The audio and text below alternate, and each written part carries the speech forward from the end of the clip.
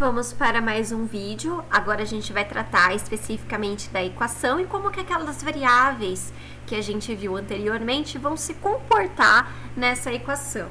Então, primeira coisa, vamos olhar aqui uma equação de demanda. E por que eu sei que é uma equação de demanda?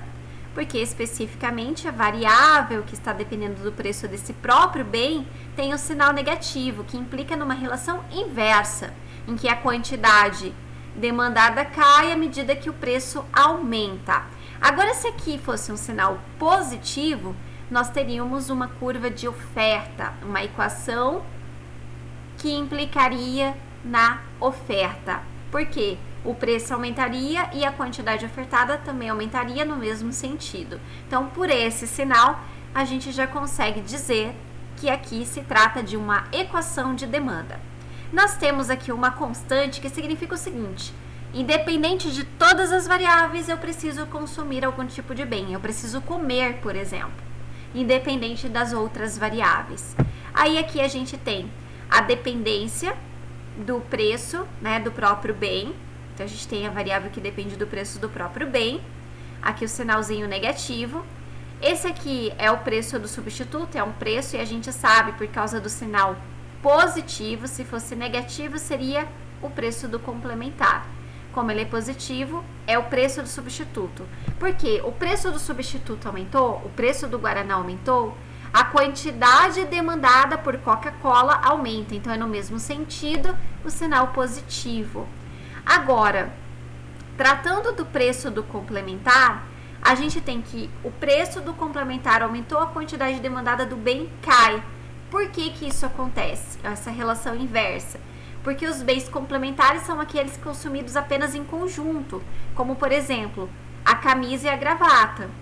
Então, por exemplo, se o preço da camisa está mais alto, a quantidade demandada por gravata cai. Então, é como se fosse isso. É uma relação inversa. E aqui na renda, dependendo do sinal, a gente já consegue classificar se é um bem inferior, se é um bem superior, tá? Se é um bem normal ou se é um bem de consumo saciado. Então, a gente está dizendo aqui que 0,9 ele é menor que 1, né? Então, se é menor que 1, eu já sei que não é um bem superior. Mas é positivo, então está dizendo que ao aumentar a renda, a quantidade demandada por ele aumenta. Então, esse é um tipo de bem normal. Se fosse negativo aqui, seria um bem inferior, porque ao aumentar a renda, a quantidade demandada cairia. Agora, se fosse aqui especificamente um 0, significaria que seria de consumo saciado, aumentou a renda e nada acontece com a quantidade demandada, por exemplo, por sal, por açúcar, por arroz. Agora, se fosse um 1,2 aqui, seria um bem de consumo superior. Aumentou a renda e eu consumo mais que proporcionalmente daquele bem. Por quê? Para mim, ele é um bem superior.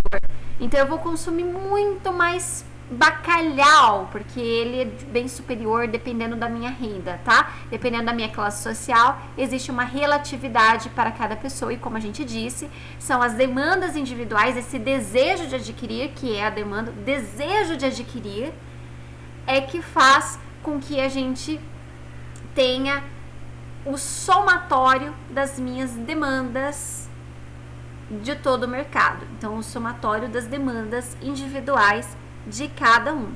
E o gosto, ele não é observado empiricamente, ele é muito subjetivo.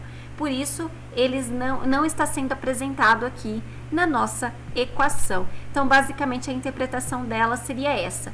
Se eu tivesse só preços aqui e não tivesse me dizendo que é o preço substituto, o preço do complementar, tivesse só esse aqui e esse aqui que eu sei que é o preço do próprio bem. Mas esse aqui eu saberia que seria o preço do substituto pelo sinal positivo. Eu saberia que é o preço do complementar, que é o preço de outro bem, pelo sinal negativo aqui. Então, o próximo vídeo será com exercícios.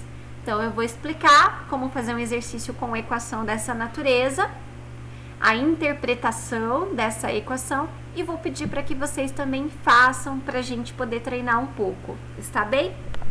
Combinado, então.